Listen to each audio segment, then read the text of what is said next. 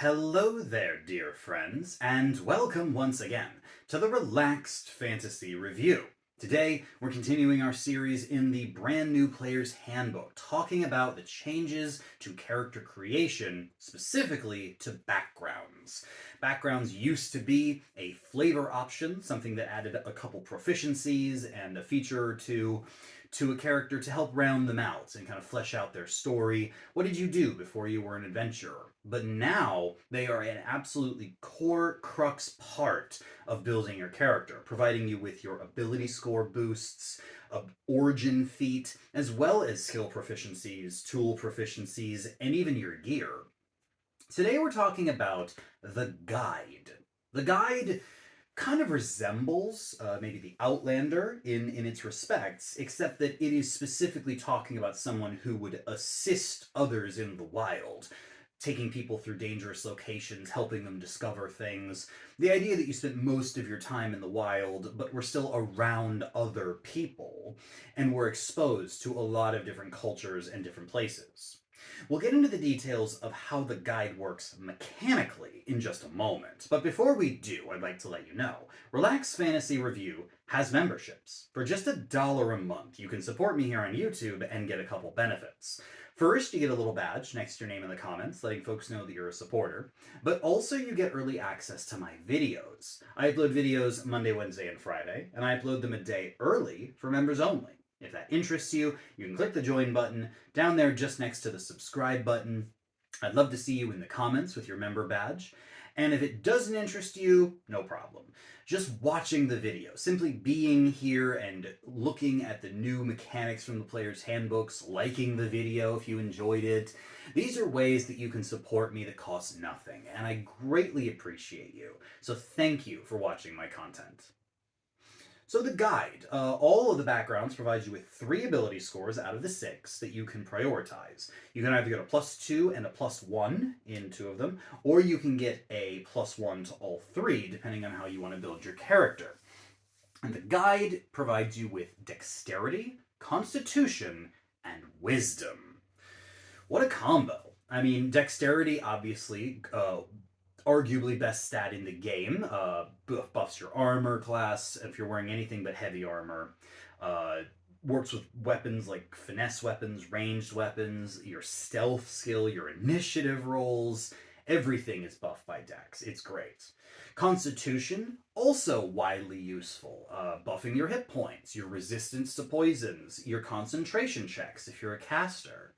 And then Wisdom is the mid-tier magic stat, buffing 3 of the casters in the game for their magic. This feels almost perfectly built for a ranger. Wisdom, Dex, Con. That's what you want as a ranger. It also could work great for monks. It could work good for rogues or maybe even a bard that's using dexterity over charisma. Any fighter would like to have this if they're a ranged-based fighter, like, a bow wielder or something. Yeah, and then if you are a cleric, having wisdom, if you're a druid, this can work. There's lots of ways you can mix and match this. You're not getting much if you're a charisma caster, like a sorcerer isn't going to care a whole lot for this. A charisma-based bard. Any strength-based characters like a barbarian wouldn't find much here, but still, Dex and Con can work for them as secondary picks. So I think that overall this is a great selection of skills, and I'm going to give it a 9 out of 10. Then you get an origin feat. Everybody gets an origin feat at level 1. And we're talking about Magic Initiate now. Specifically, Magic Initiate Druid. The new Magic Initiate forces you to pick one of 3 classes, Druid, Cleric, or Wizard, and this one says you have to pick Druid. But is that a punishment? No, you get 2 cantrips and a first level spell from the Druid list. Cantrip-wise, there's a lot to pick from here. You can go for the attack-based stuff. The brand new Starry Wisp is here. The old reliable Thorn Whip. You can even grab Shillelagh and start using a quarterstaff as any caster, really. On top of that, the utility cantrips are here. There's Druidcraft, Elementalism, Guidance, of course, even though it's not quite as strong as it used to be. And Resistance is not a bad pickup either. So lots to choose from. And as far as first level spells, there's not quite as much of a range here, but you've got healing spells like Goodberry and Healing Word. Charm Person is in here too. And if you really want to make a stretch, you can grab something like Ice Knife for offense, or Fairy Fire, or Fog Cloud for battlefield control and buffing. There's good picks, and I think that the Druid is a nice addition to any character having these spells. Even if you are a Druid, it doubles your cantrips at creation. I think that this is 9 out of 10 as well. Hard to go wrong, really.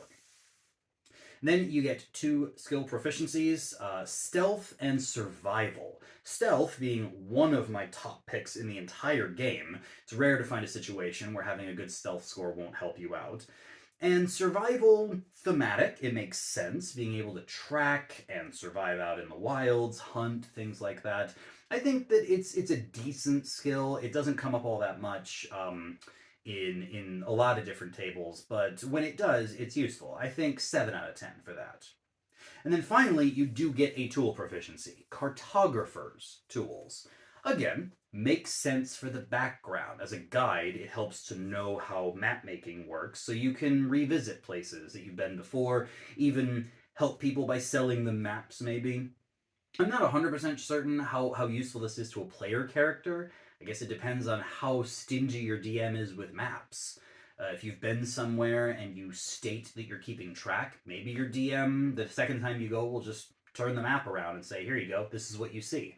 I don't know. It can be, it's pretty niche, but depending on the DM, it can be more useful. I'm still going to say 6 out of 10, because I think that in a vacuum, there's not much you're going to get out of this. Most adventuring sites aren't repeatedly visited, and you're going to be buying maps more than you're going to be making them. Still, overall, the guide is a fun background to take. The stats are good, the feat is good, the skills are good. There's just nothing really wrong here. The most niche thing is the tool choice, and I think that's, tool choice is very hit or miss anyway. And yeah, I think the guide certainly sells itself as a good pick. I'm going to say overall, we're probably looking at like a high 8 out of 10 here. It's going to fit a lot of characters. You're definitely going to get a lot out of Dex, Con, and Wisdom. And there's some that it won't work for. The Charisma casters, the Strength-based warriors aren't going to see much here. But I still think there's enough here to sell. So I'm going to say 8 out of 10 for the guide. If it matches your fantasy, it's very likely that you're going to be able to get something out of it. So yeah, I think it's good.